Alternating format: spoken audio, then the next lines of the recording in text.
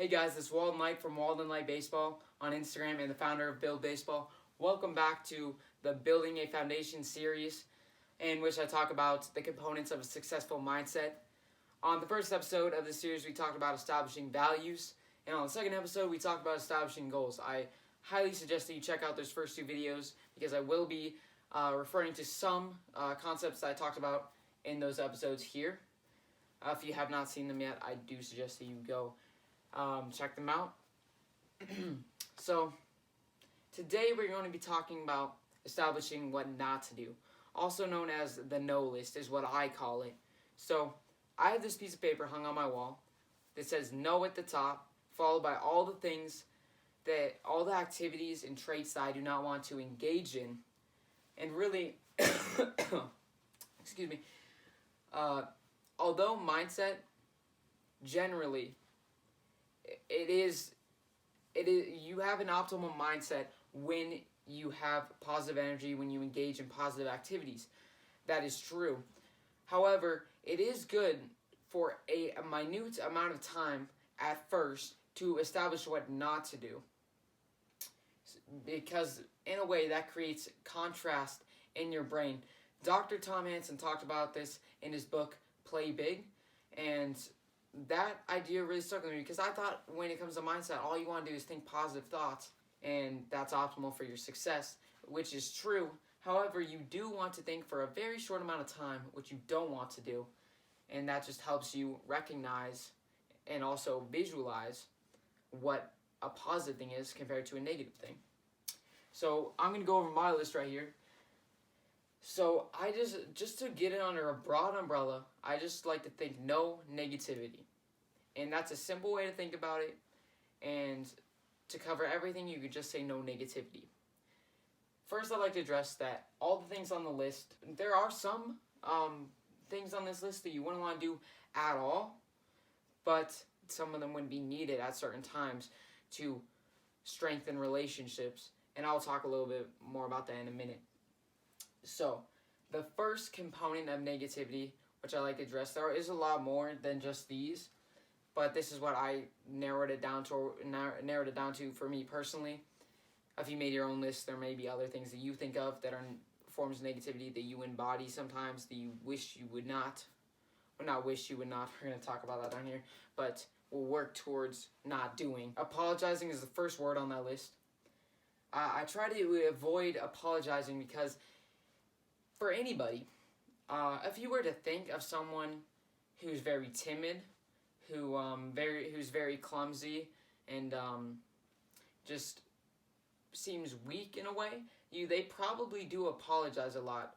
Just imagining that character, you could see that, and it's not like it's probably a chicken and egg situation. Maybe they were timid and that's why they apologize all the time, or they apologize a lot and it made them a timid person. But really just that association can make you that way to a certain extent. So apologizing, I try to avoid it as much as I can unless I do something in which an apology is needed. Like I said up here. But apologizing, it just strengthens the idea in your mind that what you do is wrong and that you need to justify it with an apology to other people. And also that could even overvalue other people's opinions because you were saying sorry to them. And maybe subconsciously you're thinking, oh, I'm so sorry. Please don't think less of me. That could be more detrimental to your positivity. Next on the list is excuses. I try to avoid making excuses because excuses just hold you back from your improvement because you are thinking of ways that you could avoid doing something. And maybe that's not even the case. Maybe you're just thinking of reasons why you shouldn't do something, but subconsciously you're just trying to avoid doing what you know deep down you should be doing, and that you know deep down one day you would want to look back and say you did. If it was like a Sunday, and you said, oh, I practiced so hard last week, I don't think I'm going to practice today, you are making an excuse, and that's just holding you back from being able to make more improvement. Because don't you think at the end of your baseball career you would like to say, oh, I worked as hard as I could, as often as I could, and I'm proud of that. So it's really just knowing deep down what you want instead of just listening to what your emotions at the time are feeling. We talked about that a little bit in episode 2, no, episode 1, when we in establishing values. The next on the list is luck, and believing in luck, you believe that something outside your control is responsible for your success. So you are weakening your control over your environment because you believe something out there, outside of your control, is able to change the results that you receive. An optimal mindset would be, I have 100% control over my actions, therefore I have 100% control over what I receive. Obviously there is stuff outside your control, but it's best not to focus on that, and it's best not to hope for it, because why would you waste your time hoping for something to happen when you don't have control over it? And we'll talk about that a little bit more down here with wishing. Limits. Believing in limits really it's detrimental to your improvement, because, and it's for obvious reasons, you are looking to things in your environment that will stop you from doing something. And that's kind of what we talked about with excuses. Next one is stopping. In a physical sense, I think of stopping as like, if I was at practice, I wouldn't want to take meaningless breaks unless I were, so I could come back at the next set of reps harder than before. And obviously there are times when you need to take breaks. Maybe you have an injury, maybe you are close to getting injured, things like that. But like I said, under specific mindful circumstances, stopping it just stunts your improvement, because you are taking breaks when you could have been doing something. And that's pretty obvious. Quitting, that's kind of like apologies and excuses in a way, because you lessen your belief in your self-efficacy, and you say, I won't be able to do this, so I'm just not going to do it at all. And then over time, it'll just become habit that you believe you can't do something. So even if it's something as minute as like, oh, I'm not going to finish this assignment right now, I'll finish it in an hour, and for that hour you are doing something not beneficial to you at all, then over time it may develop, it may not, but still it could reinforce in your brain that you are not able to do certain activities, even if it's within a certain time frame that you need to accomplish it or anything like that. Cursing, this is controversial. I know that there are people out there that believe cursing has no effect, and it doesn't matter. And I do talk about not caring about what other people think. So this might sound a little bit hypocritical right here, but cursing by societal standards is a negative thing to do. When you are going out into the world, you are marketing yourself to other people, and you are just expressing your personality, and you will have to talk to college coaches, scouts, other players. You'll be showing them who you are, and this can either determine the future of your relationship with those people, and it can determine the success of it or the insuccess of it. When you curse, that is synonymous with negative actions. It's not a prevalent fact throughout all of mankind. Gary Vee curses a lot. He believes that it doesn't have any effect, but I just like to avoid it because by societal standards, it is something that's unappealing, especially if you were a younger person who were trying to come off as mature to other people as. Trash talking, I do believe that trash talking is fine under certain circumstances when you are playing a certain team, but I think off the field it has no place at all, especially behind other people's backs, because when you trash talk, you are probably trying to justify why other people are the way that they are, because in a way that adds to like an egotistical personality, because you may be thinking people are lesser than you even when they're not. And also trash talking people behind their back just takes away your power, because you believe that you can't say something to other people's face. You would never express your dissatisfaction for certain aspects of your life towards other people, even when it was necessary. And a lot of these are just based around habits. You would eventually just develop a mindset that is negative because these are negative activities. Complaining, that just lessens your gratitude for your life.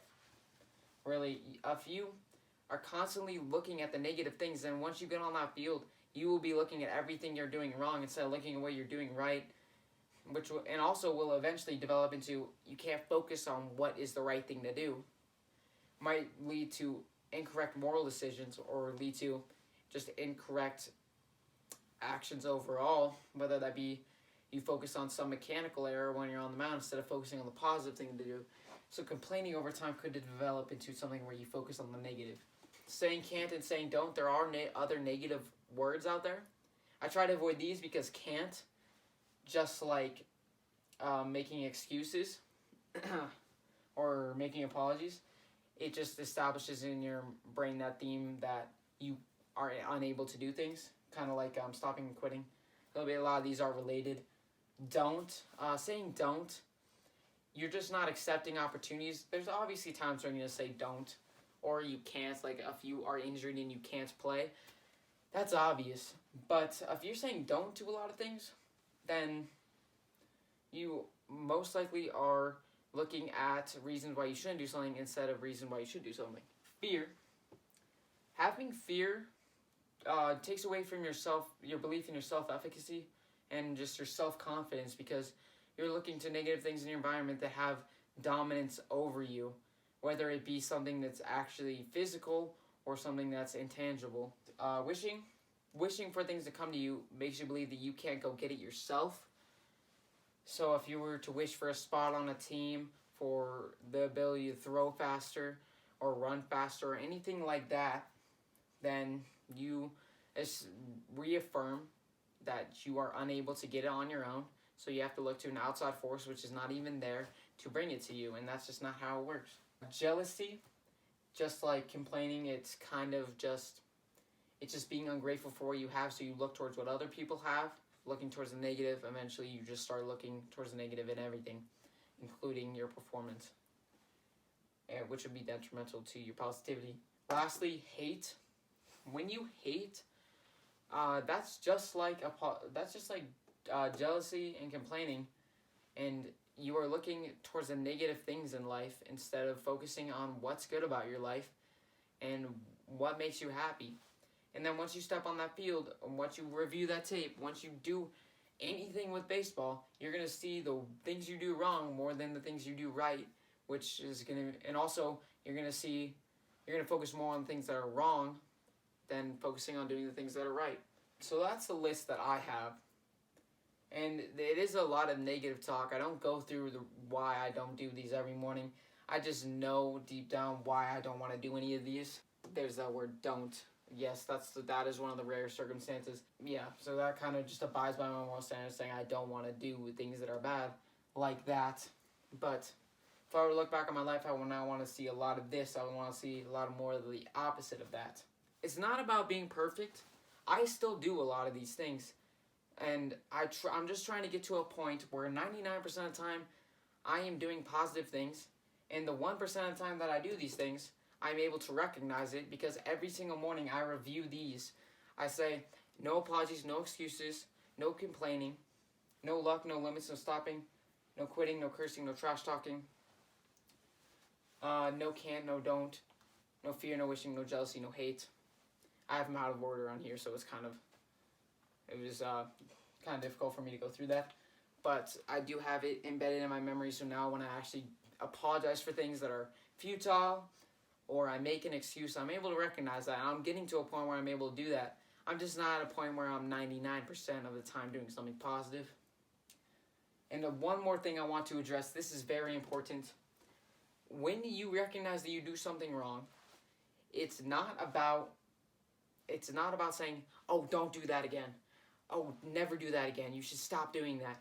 Don't think the negative thing, because that's just adding to this. You're focusing on what you did wrong. Turn it into a positive action. If you apologize for something that's silly, then just say to yourself, next time I feel the urge to apologize for something that is silly, I am just not going to say anything, or just say something else. It's just positive action to focus on what you should be doing instead of what you shouldn't be doing. Kind of talked about that a little bit here. So that's all I have to say about the no list. knowing what to do is just as important as knowing what not to do. I would say it's a little less important knowing what not to do because it's better to focus on what to do. So that is episode 3 of Building a Foundation Mindset series. I hope you join me next time on episode 4, in which you talk about the wall of gratitude, which is another mindset concept that has helped me out a lot. Thank you guys for tuning in. And now we have an outro for Build Baseball, actually. So 3C, 1, 2, 3, C, and let's just do the outro, okay? Remember, you only have one.